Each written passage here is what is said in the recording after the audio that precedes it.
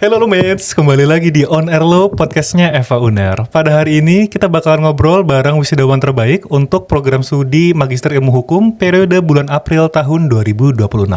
Nah lo mates, kalian kira-kira penasaran gak sih kayak gimana sih tips and trick belajarnya gitu sampai bisa jadi wisudawan terbaik? Oke lo mates, so langsung aja let's go, mari kita ngobrol. Halo mas. Halo Mas. Bagaimana kabarnya siang hari ini? Alhamdulillah baik saja Mas. Alhamdulillah. Mas sendiri gimana Mas kabarnya? Baik. Walaupun kita panas-panasan tadi mas ya, Benar, pas sholat benar. Jumat rasanya, Masya Allah, Bener. kayak melepuh gini rasa kulit. Cuman tetap harus semangat. Oke mas, boleh perkenalan terlebih dahulu ya? Halo Lowmet semua ya. Salam kenal, saya Arnezul Ahmad Satriawan, alumni ya berarti ya. Alumni, Magister Ilmu Hukum, Fakultas Hukum Universitas Airlangga. keren. Mas Arnezul ini keren banget nih loh Mets, karena kemarin itu dikukuhkan jadi wisudawan terbaik 1 mas ya? Ya benar. Gimana tuh rasanya mas, pas mendengar nama disebut gitu? Saat disampaikan kan dibacakan namanya, jujur masih belum bisa menerima sih sebenarnya. masih belum menyangka. Masih belum nyangka, shock gitu ya mas ya? Iya, masih shock. Iya. Karena aku juga nonton kan mas, cuman nontonnya lewat TV. Kan on air ya. Iya, Kita bener. live streaming juga loh Mets. Jadi kalau lo Mets mau lihat tayangannya ulang gitu ya bisa ada di YouTube kita. Aku lihat itu pas dipanggil, kalau saya itu agak pertengahan ya, agak akhir. Tengahan akhir itu, merinding mas, serius mas. Kayak ngebayangin gitu. Pasti rasanya juga bangga, juga mungkin gak nyangka gitu kali ya perjuangan. Berarti selama ini tuh seperti apa gitu kuliah. Dan juga mas ini kan merantau mas ya bisa dibilang ya. Benar, merantau. Dari mana dulu itu mas? Saya lahirnya di Ambon, di Provinsi Maluku. Itu salah satu provinsi di Indonesia Timur. Oke. Kebetulan saya S1-nya di sana Mas. Oh, Universitas Patimura. Jadi Universitas Patimura. iya, dari S1 baru saya lanjut ke sini. S1-nya juga pasti hukum dong ya mas ya? Iya, benar hukum. S1-nya hukumnya peminatan hukum internasional. Ke S2-nya juga ngelanjutin hukum internasional juga. Wih, keren. Berarti emang linear gitu. Linear. Nah, aku pengen tanya mas ya. Mas ini emang dari awal itu suka gitu sama hukum? Misalkan dari kecil gitu ya, emang udah niatnya ingin masuk ilmu hukum gitu ya? Atau gimana? Soalnya kalau aku dulu itu gak ada niatan sama sekali mas. Dulu aku itu malah pengennya teknik. Pas SMA itu kita ngajarnya teknik gitu. Jadi memang dibagusin nilainya fisika, kimia, dan lain-lain. Tapi ternyata pas kelas 3 SMA, kok kayaknya hukum menarik gitu ya. Jadi agak pindah gitu, agak belok. Nah kalau Mas Zul ini sendiri gimana? Kalau aku sih, menurutku hukum tuh punya keistimewaan Mas daripada matkul-matkul lainnya. Kalau menurutku, kalau ditanya di kelas, kenapa milih hukum? Jawabanku alasannya cuma ada 2. Yang pertama, mau menyelesaikan masalah sendiri, nggak merepotin orang lain. Yang kedua itu mau menolong orang lain. Keren. Jadi menurutku dari segala matkul, dari segala fakultas jurusan yang bisa ngelakuin mencapai itu ya hanya ilmu hukum aja. Makanya ditekunin ilmu hukumnya. Iya, emang menarik ya. Dan ternyata setelah kita pelajari juga, ilmu hukum itu juga bukan hanya sekedar hafalan kan mas ya? Iya benar. Karena dulu bayanganku sebelum kita masuk S1 di sini dulu aku ya, pas masih SMA itu kayak denger-denger juga berita kalau di hukum itu cuma ngafalin pasal. Padahal itu salah banget loh, Mit. Serius deh, salah banget. Karena malah di sini kita itu dididik bagaimana cara kita menganalisis mas ya, menganalisis sebuah kasus real gitu. Iya betul. Jadi memang dari kumpulan-kumpulan kejadian sosial-sosial gitu bisa kita analisis bagaimana dari segi hukumnya. Seperti itu mas ya? Iya, jadi ilmu hukum itu sendiri tujuannya itu untuk memahami permasalahan, hasilnya itu menyelesaikan permasalahan. Betul. Jadi alat-alatnya baru produk-produk hukum, pasal-pasal aturan. Iya, betul. Intinya memahami. Iya. Gimana cara memahami? Dan juga luas banget. Luas Iya, banget. luas banget loh, Mets. Nah, Mas Arnezul, aku pengen tanya deh. Dulu Mas itu selama kuliah S2 ini ya, itu ngapain aja kegiatannya? Kalau selama kuliah S2 ini aku kan full time student Mas. Nah jadi ada cerita lucu nih Mas. Oke, gimana Mas? Pas aku selesai sidang skripsi Mas. Nah aku hanya senangnya tuh sesaat doang, euforianya tuh sesaat doang. Timbul rasa kegelisahan. Nah iseng-iseng aku lihat di internet, research, Uner lagi buka Oh, pas banget. buat gelombang pendaftaran S2-nya Magister Ilmu Hukum. Oke. Nah, aku daftar 1 hari setelah aku sidang skripsi. Mm-mm. Nah, jadi lanjut S2-nya itu salah satunya karena iseng-iseng juga. Mm-mm. Salah yang keduanya tuh karena masih belum merasa puas sama ilmu saat S1. belajar di S1. Oke. Kayak gitu. Jadi selama S2 ini karena lanjut langsung dari S1 belum ada pengalaman kerja. Jadi full time student, Mas. Jadi full time student di kuliah S2 ini. Kalau untuk Magister Ilmu Hukum itu kuliahnya kelas malam. Oh, oke. Tapi karena saya full time student, saya sering isi pagi, siang, sorenya tuh kadang-kadang sit in di kelas S1. Oh gitu, Mas? Iya. Oh iya. Sering ngikut dosen-dosen Heeh. masuk di kelas-kelas S1. Menarik. Kalau ini Mas, masalah perbedaan gitu. Mungkin dari cara Mas belajar atau ruang lingkup di kelasnya itu seperti apa gitu? Kalau yang bandingin S1 dulu di Patimura sama S2 di UNER itu seperti apa, Mas? Beda banget sih sebenarnya kalau Mm-mm. menurut perspektif saya ya.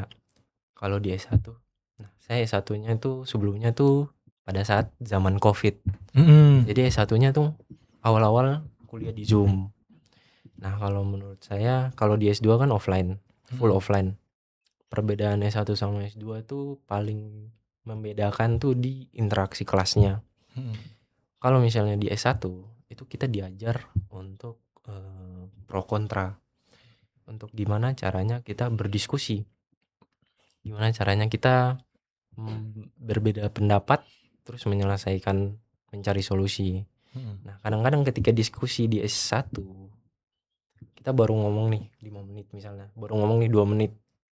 Kadang-kadang teman kita udah kayak gini atau Hmm, teman kita udah motong, udah interupsi. I see. Bedanya di kelas S2 menurut saya.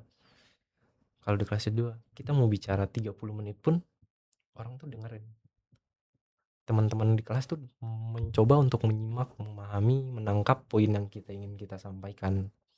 Jadi di S2 tuh menurut saya mahasiswanya tuh udah ciri-ciri pemikirnya tuh udah terpenuhi banget. Ciri-ciri Hmm. orang berintelektual atau pemikir tuh udah dapat banget di kelasnya. Ya, cuman memang kalau di S2 ini memang fokusnya adalah untuk berdiskusi, Mas ya. Iya, untuk Bagaimana cara kita menyampaikan pendapat, terus menyampaikan juga bagaimana cara mendengarkan kita mendengar pendapat. pendapat ya, Iya, betul. Dulu ini aku pas sama podcast Mas Bahar itu ya, boleh boleh dicek loh Mas Bahar ya. Kita juga ada podcast sama Mas Bahar, promosi dikit. Sama Mas Bahar itu katanya Mas Bahar selama di kelas suka ngasih argumen yang kontra, misalkan ada kelompok presentasi, iya. terus Mas Bahar ini suka mancing gitu. Oh, Iya, pengumpan dia. pengumpan. Pengumpan dia mau lihat ada nggak teman-temannya yang makan gitu, Gitu. ada teman-temannya yang Menarik, menarik. itu bagus sih menurut saya. Tapi dalam panel tuh harus ada aturan. Mm-mm.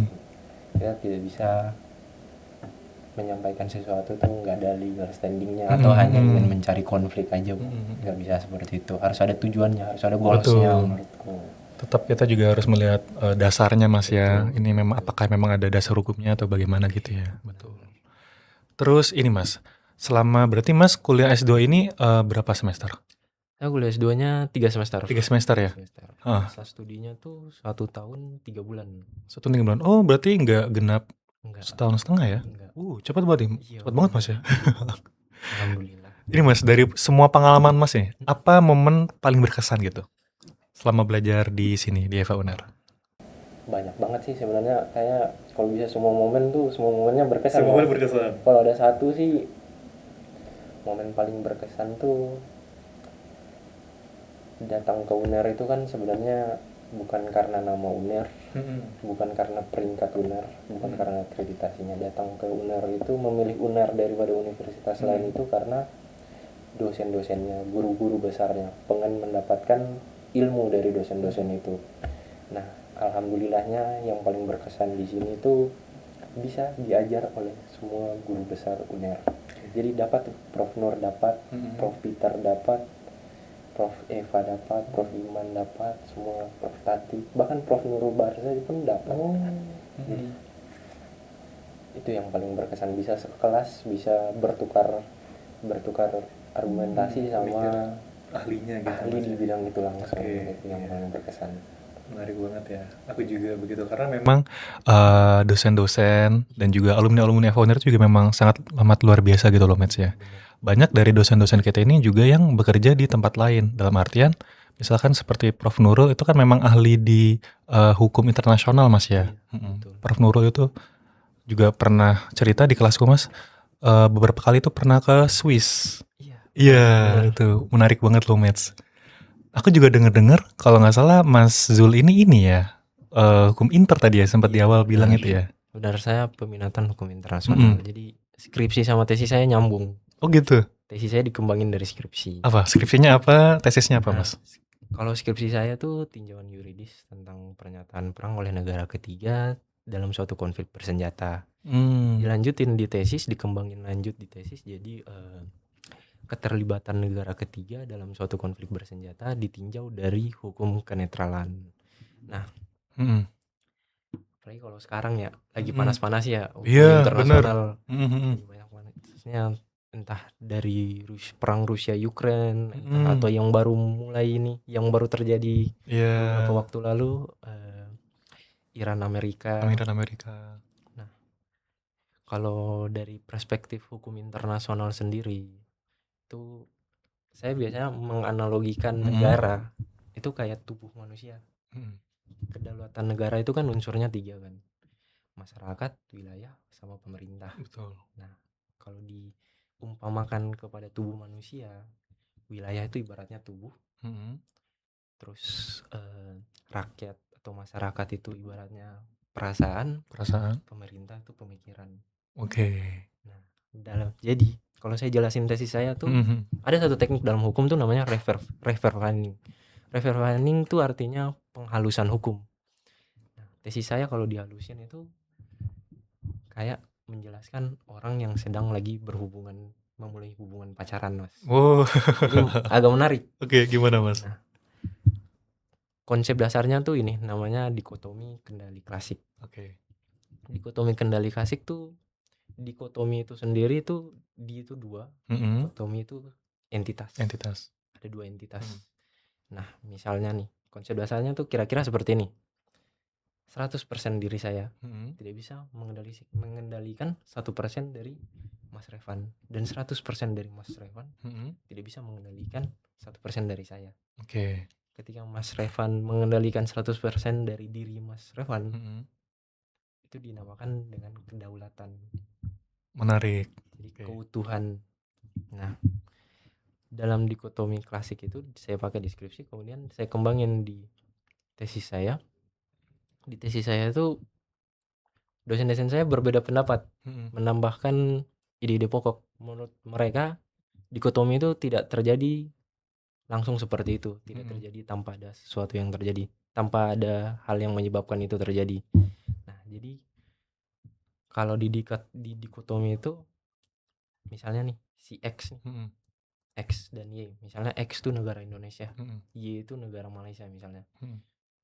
Negara Indonesia itu pasti ada sesuatu yang membuat negara Malaysia tertarik sama negara Indonesia. Nah, negara Indonesia juga ada sesuatu yang membuat negara Indonesia tertarik sama negara Malaysia. Nah, akhirnya mulai tuh berdiplomasi.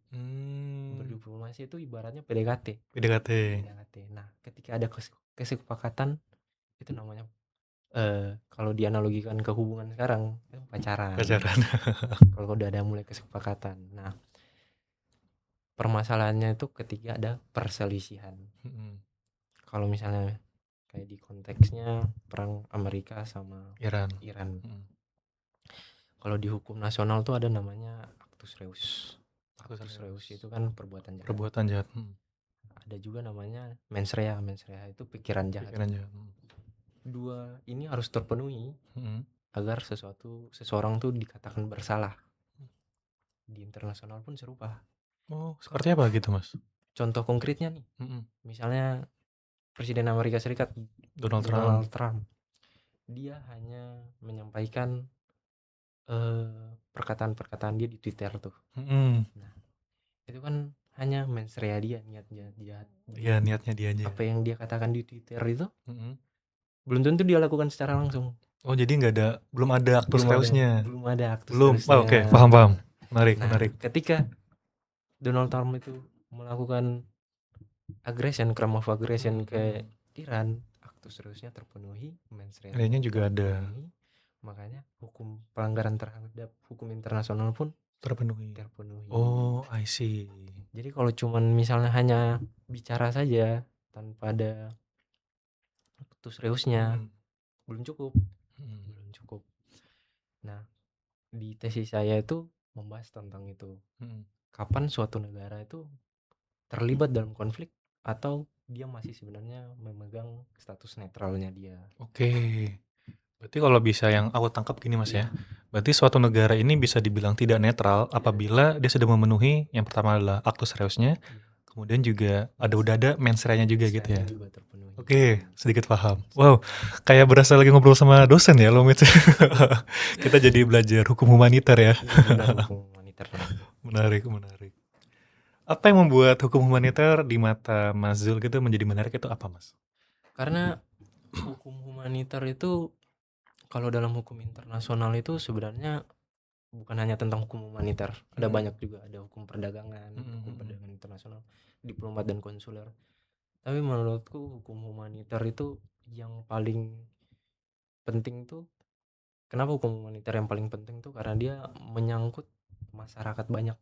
Iya, betul. Kalau misalnya tidak ada hukum humaniter tuh sangat sulit sekali untuk masyarakat tuh hidup senormalnya tuh sangat sulit sekali. Nah, kadang mahasiswa hukum pun sendiri kadang masih salah tangkap. Mereka mengira hukum internasional tuh tidak efektif. Lebih efektif hukum nasional. Tapi saya berpendapat berbeda. Oke. Nah, kalau di hukum nasional itu kan misalnya Indonesia. Indonesia sendiri penduduknya kan 70, 80 ya? 280 jutaan kan. 80 juta. Kira-kira segitulah kurang lebihnya. Nah, dengan aturan kita yang banyak ini, dengan sanksi kita yang berat, ringan dan lain-lain, dengan semua upaya preventif kita dan upaya post factum kita, tapi tetap aja masih ada yang korupsi. Betul. Masih ada yang melakukan pencurian dan kejahatan-kejahatan lainnya. Nah, di hukum internasional tuh padahal hukum nasional itu hard law. Ya. Dia terikat, harus patuh. International soft law. Betul. Nah, sedangkan di hukum internasional tuh kebalikannya. Hukum internasional itu dia soft law. Dia hanya terikat kalau kita ingin mematuhi itu. Kalau kita menandatangani misalnya piagam PBB Dan diratifikasi Mas ya. dan di follow up dengan ratifikasi. Ratifikasi. Nah, di hukum internasional itu perbedaan sama hukum nasional itu sanksinya nggak ada. Tapi menariknya hukum internasional itu misalnya 190 kurang lebih anggota PBB. Ditambah misalnya digenapin 200 dengan masyarakat-masyarakat atau negara-negara yang masih memperjuangkan kemerdekaan. Betul. 200 lah. Dari 200 negara itu yang bermasalah berapa? Amerika, Iran, Rusia, Ukraine. Udah. Iya, 4. Sisanya aman-aman aja. Iya. Iya kan? 4 dari 200. Iya. Iya ya. Berarti berapa? 8% ya? 8%. 8% ya? Sangat kecil sekali. Kecil banget. Padahal hukumnya nggak seketat hukum nasional. Betul. Nggak sekeras hukum nasional. Tapi masyarakat patuh. Jadi itu sisi lain saja. Sisi lain dari hukum internasional yang kadang-kadang orang lewat. Gitu sih menurut saya. Menarik. Oke, seru banget loh Mas, kayak ngomong sama ahlinya langsung ya. Oke, Mas Zul, kita udah ngomongin bagaimana tertariknya Mas Zul dengan hukum ya, terutama hukum internasional di bagian hukum humaniter gitu ya. Karena memang ini adalah hukum yang menyangkut masyarakat secara luas gitu. Karena apabila hukum humaniter tidak dijalankan dengan baik dan benar, susah kita tercipta, kalau kata Prof. Victor itu damai sejahtera Mas. Iya, damai sejahtera. Kondisi damai sejahtera itu susah sekali. Nah, melihat ketertarikan Mas Zul ini ingin menjadi orang seperti apa nantinya Mas? Goals Mas Zul ini apa? Apakah ingin menjadi diplomat? Atau apakah ingin menjadi anggota PBB langsung gitu ya? Seperti apa Mas? Kalau misalnya ijazah magister ilmu hukum itu kan sebenarnya udah bisa mengetuk banyak pintu lah istilahnya. Bisa diplomat, bisa hakim, bisa jaksa, bisa panitra, walaupun harus ada pendidikan lanjutannya. Betul. bisa advokat, mau korporat maupun bukan, panitra, analisis perkara, fasilitator pemerintah. Nah, saya sendiri sih menyerahkan ini kepada takdir ya Mas ya. Oke. Dalam artian bahwa yang menulis naskah hidup saya itu bukan orang biasa Mas. Mhm. Bukan orang-orang amatiran, bukan orang-orang lokal, tapi entitas yang maha tahu dan adil. Betul. Kalau menurut saya sendiri, kalau misalnya negara, misalnya nih kota kelahiran saya Maluku nih, saya pengen banget ngajar. Ada keinginan untuk ngajar jadi dosen. Tapi kalau misalnya kota Maluku sendiri tidak menerima saya lagi untuk mengabdi, ya saya keluar, saya cari yang paling realistis apa, jadi diplomat termasuk salah satunya. Pengen banget jadi diplomat. Amin. Amin. Kita doakan lo Mas ya, segala cita-cita Mas Zul ya bisa tercapai. Amin. Amin. Amin amin.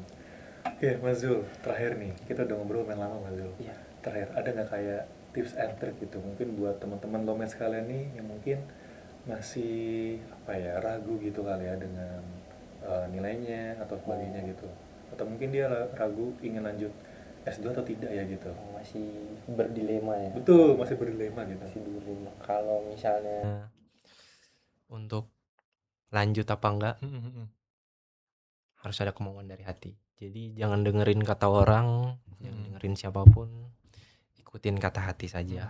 Kalau untuk yang terkendala ya, yang mungkin lagi ragu atau prosesnya merasa lebih lama dari yang lain, kalau saran saya sih kelarin satu-satu Mas. Kalau misalnya ada banyak tugas, kelarin satu-satu. Ya, Jangan dicicil ya. Iya, dicicil, tapi jangan di multitasking Mas.